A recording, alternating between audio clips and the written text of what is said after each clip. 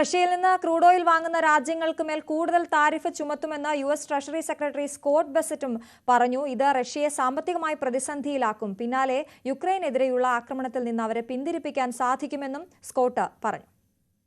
We are prepared to increase pressure on Russia, but we need our European partners to follow us, because if the US and the EU do this together, we are in a race now between how long can the Ukrainian military hold up versus how long can the Russian economy hold up.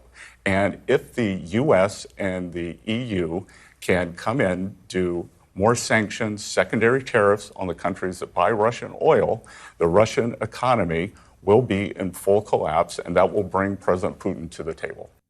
Ajay തുടരുന്നുണ്ട്. അജയ്, ഇതാണ് ഒരു വശത്ത് പ്രധാനമന്ത്രി നരേന്ദ്രമോദിയെ പുകഴ്ത്തി സംസാരിക്കുമ്പോൾ മറുവശത്ത് ഇന്ത്യയെ സമ്മർദ്ദത്തിലാക്കാനുള്ള നീക്കങ്ങൾ യുഎസ് തുടരുകയാണ്. ഈ സ്ഥായിയായിട്ടുള്ള കാര്യങ്ങൾ എന്നുള്ളതല്ല ഇത് വ്യക്തമാക്കുന്നത്. തീർച്ചയായിട്ടും അശ്വതി, ഒരു ഭാഗത്ത് തല്ലുമ്പോൾ മറ്റൊരിടത്ത് തലോടുന്ന നിലപാടാണ് ട്രംപ് സ്വീകരിച്ചു വരുന്നത്. അദ്ദേഹത്തിൻ്റെ കാര്യങ്ങളിൽ ആദ്യം മുതലേ ഒരു വ്യക്തതയില്ലായിരുന്നു. ചൈനയ്ക്കെതിരെ ശക്തമായിട്ടുള്ള നിലപാടുകൾ ആദ്യം സ്വീകരിച്ച പശ്ചാത്തലത്തിൽ തന്നെ അമേരിക്കയ്ക്ക് ചൈനീസ് ഉൽപ്പന്നങ്ങൾ ആവശ്യമായതിനാൽ തന്നെ, അത് നിർണായകമായതിനാൽ തന്നെ മറുവശത്ത് ചൈനയെ തലോടുന്ന ഒരു നിലപാട് നമ്മൾ ചൈനയുടെ കാര്യത്തിൽ കണ്ടിരുന്നു. അതുപോലെ തന്നെയാണ് നിലവിൽ ഇന്ത്യയുടെ ഒരു വിഷയത്തിലും ട്രംപ് മുന്നോട്ട് നീങ്ങുന്നത് എന്ന് നമുക്ക് കാണാൻ സാധിക്കും. തീർച്ചയായിട്ടും ഇന്ത്യൻ ഉൽപ്പന്നങ്ങൾ അമേരിക്കയിൽ വലിയൊരു ഡിമാൻഡാണുള്ളത്.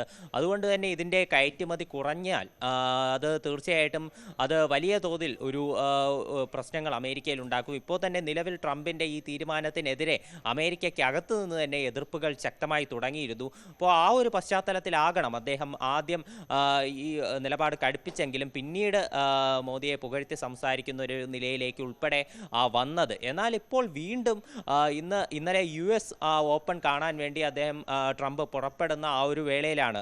അദ്ദേഹം വൈറ്റ് ഹൗസിൽ നിന്ന് US ഓപ്പണിന് വേണ്ടി പുറപ്പെടുന്ന ആ ഒരു ഘട്ടത്തിൽ ഒരു മാധ്യമപ്രവർത്തകൻ അദ്ദേഹത്തിനോട് ഒരു ചോദ്യമായി ചോദിക്കുകയായിരുന്നു, റഷ്യയ്ക്ക് മേൽ കൂടുതൽ ഉപരോധങ്ങൾ കൊണ്ടുവരാൻ ആലോചിക്കുന്നുണ്ടോ എന്ന് ചോദിക്കുകയായിരുന്നു. അപ്പോൾ അതേ എന്നായിരുന്നു അദ്ദേഹം മറുപടി പറഞ്ഞു. ഒറ്റ വാക്കിലായിരുന്നു മറുപടി.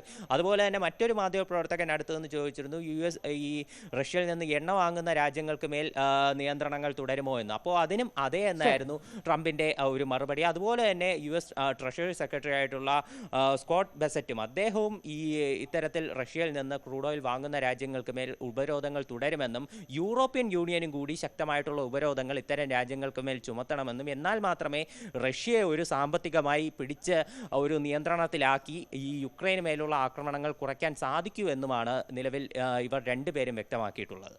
അജയ് സുധാ ബിജു ആണ് വിവരങ്ങൾ നൽകിയത്. മറ്റു വാർത്തകൾ ഇടവേളയ്ക്ക് ശേഷം.